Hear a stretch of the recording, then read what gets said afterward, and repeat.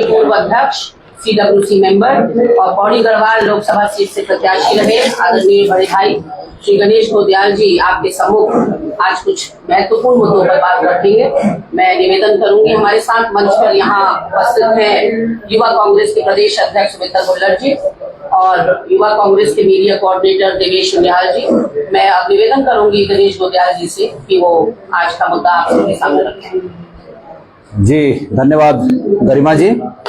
सम्मानित सभी पत्रकार बंधु, हमारी मुख्य प्रवक्ता गरिमा जी, युवा कांग्रेस के श्री सुमित्रा जी और श्री उनियाल जी और उपस्थित सम्मानित पत्रकार साथी, मैं आज इस मौके पर, जबकि कल सरकार ने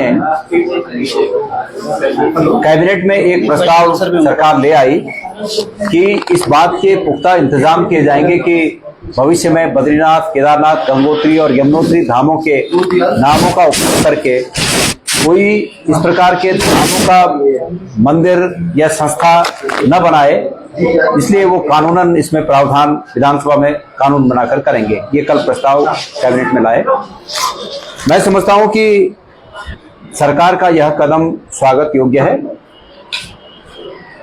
और हमने सरकार से मांग भी यही की थी कि सरकार को जो भूल हुई उस भूल को सुधारते हुए इसके पुख्ता इंतजाम करने चाहिए। सरकार ने ये तो इंतजाम करने की बात कही है, लेकिन अब तक सरकार ने इस बात को स्वीकार नहीं किया कि उनसे कोई भूल हुई है। क्योंकि दिल्ली में बन रहे उस मंदिर जिसके संस्था का नाम श्री केदारनाथ धाम रखा गया था, उसमें मुख्यमंत्री जी का शामिल होना, उसमें उसको इस तरह प्रचारित करना कि जो व्यक्ति केदारनाथ नहीं जा सकते वो यहाँ दर्शन कर सकते हैं और शीतकाल में बाबा के दर्शन यहाँ होंगे, इसको इस रूप में प्रचारित करना निश्चित रूप में ये उनकी बहुत बड़ी भूल थी। हम पहले ही कह चुके हैं कि ये भूल जाने हो, अनजाने हो या जानबूझकर हो, जैसे भी हो, लेकिन ये भूल थी। मैं उम्मीद करता था कि मुख्यमंत्री या उनके प्रवक्ता सामने आकर स्थिति को स्पष्ट करेंगे, लेकिन उन्होंने अपने हित में यह समझा कि सामने ना आकर वो आगे से इस तरह के कामों की पुनरावृत्ति न हो, इसके उन्होंने इंतजाम किए हैं। मैं समझता हूं उन्हें समझ में आ गया कि उनसे गलती हुई है और उनकी इस गलती का उत्तराखंड को खामियाजा इस रूप में भुगतना पड़ रहा है कि उन्होंने 10 तारीख को, पिछले 10 तारीख को उन्होंने दिल्ली में भूमि पूजन किया, शिलान्यास किया और उसके बाद भारत के तमाम इलाकों में इस तरह की खबरें आ रही हैं कि और भी जगह केदारनाथ धाम नाम से मंदिर बन रहे हैं। ये ताजा उदाहरण ये वहां का है तेलंगाना। ये तेलंगाना में उसके बाद 17 तारीख को एक केदारनाथ धाम मंदिर बना और जिस प्रकार से अंदेशा था कि दिल्ली में एक फ्रेंचाइजी दी गई है, अब ये तेलंगाना में भी एक फ्रेंचाइजी शुरू हो गई है, तो ये शुरू हुआ, ये चिंता का विषय है। तो मुख्यमंत्री जी चूंकि उस कार्यक्रम में शामिल हुए, सरकार में सत्ताधारी पार्टी जो सरकार में है उसके तमाम विधायक उस कार्यक्रम में शामिल हुए और आज तक अपनी उपस्थिति को जायज ठहरा रहे हैं, ये चिंता का विषय है। इसलिए ये ताजा उदाहरण है। मैं मुख्यमंत्री जी से मांग करता हूं कि अब इस बारे में उनका क्या ख्याल होगा, क्योंकि उनके एक कृत्य से, उनके एक जगह उपस्थित होने से, एक संस्था को उनके सपोर्ट से मुख्यमंत्री के रूप में, उत्तराखंड के मुख्यमंत्री के रूप में उनके द्वारा किए गए उस सहयोग से अब ये एक नई बात पता चली है कि तेलंगाना में भी एक इस प्रकार का 17 तारीख को एक भूमि पूजन हुआ जिसका नाम केदारनाथ धाम मंदिर रखा गया है। मुख्यमंत्री जी डैमेज कंट्रोल के लिए निश्चित रूप में विभिन्न प्रयास कर रहे होंगे, लेकिन अपने होने वाले डैमेज को कंट्रोल करने से ज्यादा बेहतर होगा कि उत्तराखंड को होने वाले डैमेज को कैसे कंट्रोल किया जाए, इस बात का ख्याल मुख्यमंत्री जी को अवश्य होना चाहिए। मैं उम्मीद करता हूं कि मुख्यमंत्री जी इस बारे में भी कुछ कहेंगे। हालांकि अभी तक उन्होंने दिल्ली में अपनी उपस्थिति के बारे में कोई भी खेद प्रकट नहीं किया या इस प्रकार अभी मैंने सुना कि भाजपा के कोई व्यक्ति कह रहे थे कि केदार शिला नहीं ले जाई गई। मेरे पास पुख्ता इस बात की जानकारी है कि मंदिर समिति की गाड़ी का प्रयोग करके केदारशिला वहां ले जाई गई। एक अखबार में भी छपा कि वहां केदारशिला ले जाकर मुख्यमंत्री जी ने उसका शिलान्यास किया। और हम पहले कह चुके हैं कि एक झूठ को दबाने के लिए 50 झूठ बोलने से अच्छा है कि जो एक सत्य है उसको स्वीकार करे और गलती को माना जाए कि भाई गलती हो गई और उसको अब कैसे ठीक किया जाए। अभी ये जो हमने कहा ना कि मुख्यमंत्री जी ने अच्छा काम किया कि भाई इसको एक एक्ट लाकर एक कानून बनाकर इसको कैसे रोका जाए, इसकी कोशिश की है। तो हमने अच्छा कहा, जो अच्छा किया तो उसको अच्छा कहा। लेकिन जो अच्छा नहीं हो रहा है उसके लिए हम ये कह रहे हैं कि इस बात के लिए भी वो जवाबदार हैं कि उनके एक प्रयास से पूरे देश में इस प्रकार की बातें होने लगी हैं।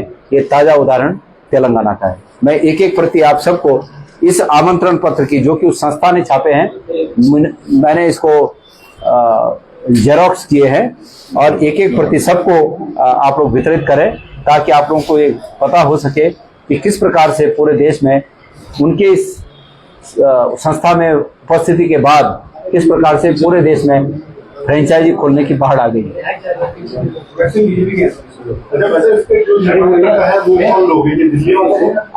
मुझे भी कहीं से लोगों ने बताया कि भाई एक मंदिर वहां भी खुल रहा है, तो इसमें भी सब उन्हीं के पृष्ठभूमि के लोग हैं जो मैंने सुना, इसमें मैंने पता किया कि एक वो भी हैं जो बीजेपी से चुनाव लड़ी हैं। तो बीजेपी वालों ने ये अपने हितों को संवर्धन करने के लिए ये शॉर्टकट है मालामाल होने का, जल्दी से अभी सिर्फ केदारनाथ के नाम पे ही मंदिर बन रहे, इसको लेकर आपका सवाल? देखिए, बिल्कुल आपका सवाल जायज है। ये पूरी सीक्वेंस देखिए आप। पहले किसी धाम को किसी बड़े नेता के द्वारा उसको हाईलाइट किया जाना और उसके बाद उस पक्ष का जगह जगह उस नाम से मंदिर खोलना, ये सीक्वेंस देखिए ना आप। तो मतलब ये है कि इन लोगों की धर्म में आस्था नहीं है, उस स्थान में आस्था नहीं है, अपने हितों में आस्था है। ये बहुत स्पष्ट है कि जो लोग दिल्ली में केदारनाथ धाम से मंदिर बनाना चाहते हैं उनकी नीयत क्या है। ये तो बोलने की बात है कि सनातन का प्रचार होगा, लोगों को सुविधा होगी। अगर ऐसी सुविधा आदि शंकराचार्य जी को क्या इन लोगों से कम ज्ञान रहा होगा? उन्होंने क्यों केदारनाथ जाकर उस समय में, जबकि जाना भी मुश्किल था, केदारनाथ जाकर क्यों उसकी स्थापना की? क्योंकि वो दिव्य स्थान है। और अगर लोगों की सुविधा देखनी होती तो वो भी दिल्ली में कर सकते थे, चेन्नई में कर सकते थे, लेकिन उन्होंने केदारनाथ में क्यों स्थापना की? क्योंकि केदारनाथ है, सिर्फ केदारनाथ में ही केदारनाथ हो सकता है। केदार हिमोत पृष्ठ है कहा गया ना। जब 12 ज्योतिर्लिंगों का पता बताया गया है तो बताया गया है कि केदार हिमोत पृष्ठ है, मतलब जिसके पृष्ठ में हिमवत है, हिमालय है जिसके पृष्ठ में, वो केदार, तो वो सिर्फ केदारनाथ में हो सकता है। इसलिए ये जगह जगह जो लोग इसकी स्थापना कर रहे हैं, इनके अपने हित हैं, इसमें कोई धार्मिक वो नहीं है। मुख्यमंत्री जी ने बहुत बड़ी भूल कर दी है कि वो दिल्ली में ऐसे कार्यक्रम में सम्मिलित हुए और अपने तमाम सत्ताधारी विधायकों के साथ वहां गए, और आज भी उनके लोग उस बात को जायज ठहरा रहे हैं। ये बड़े दुख का विषय है। अच्छा, वैसे कल जो कैबिनेट में प्रस्ताव किया है कि कानून कार्रवाई करेंगे, तो क्या लगता है इस पर कुछ लगेगा? ये माननीय मुख्यमंत्री जी से पूछा जाना चाहिए कि भाई आपका कानून दूसरे प्रदेशों में किस प्रकार से लागू होगा, ये कृपया स्पष्ट करें।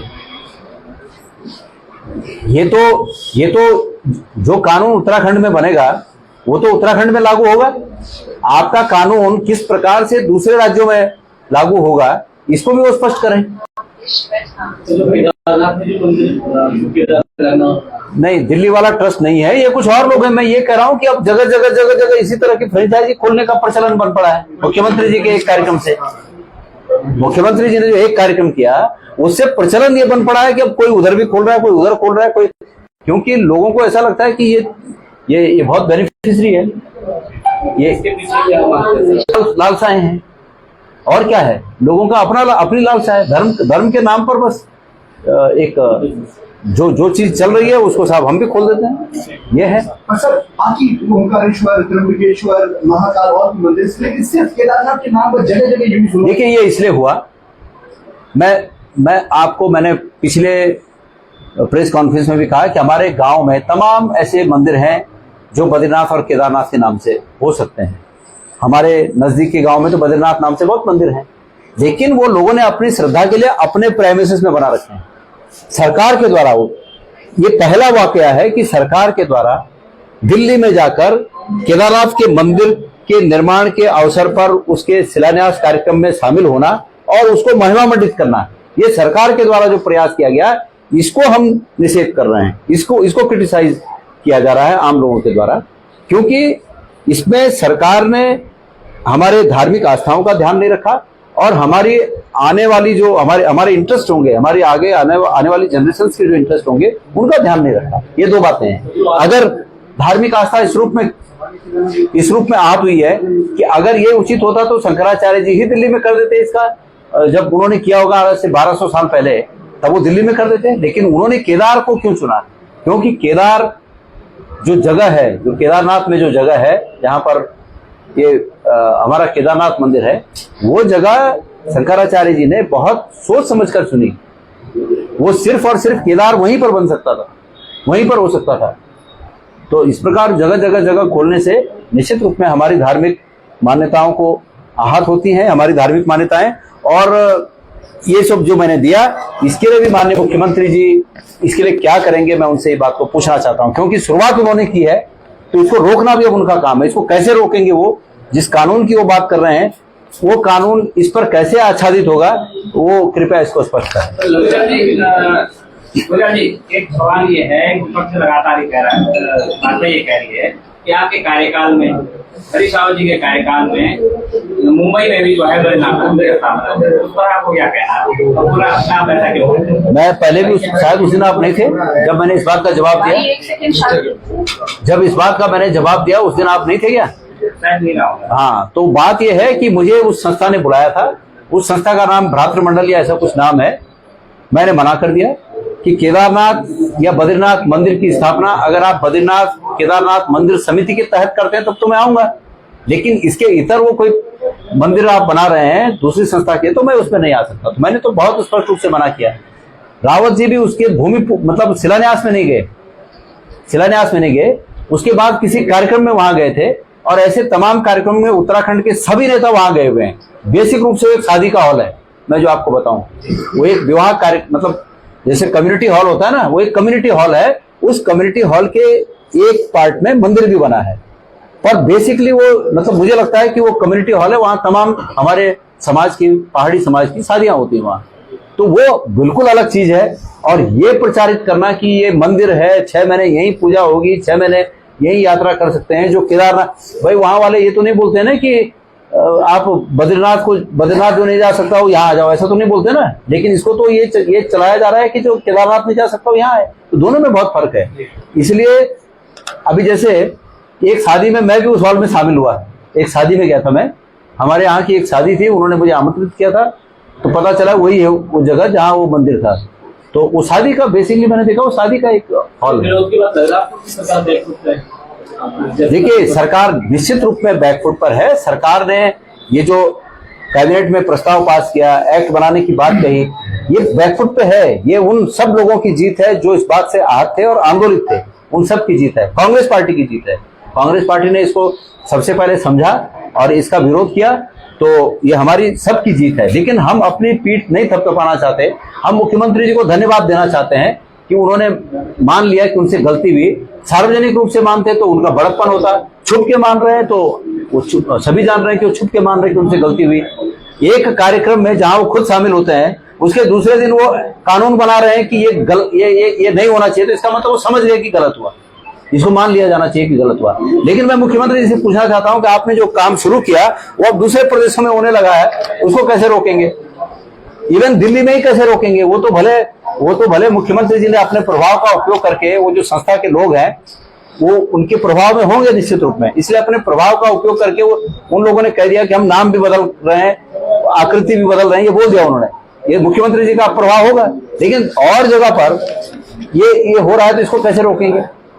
तो क्योंकि उन्होंने एक गलत परंपरा डाल दी, गलत शुरुआत कर दी, गलत जगह पे प्रेजेंस हो गए, इसलिए ये चीज अब जो है उनका दायित्व तो बनता है कि ये प्रत्येक प्रदेश में जाए और वहां लोगों को समझाए, या केंद्रीय स्तर पर अपने दिल्ली के नेताओं से बात करें कि उत्तराखंड के हितों के रक्षण के लिए वो एक अम्ब्रेला कानून लाएं जो कि सभी राज्यों पर लागू हो।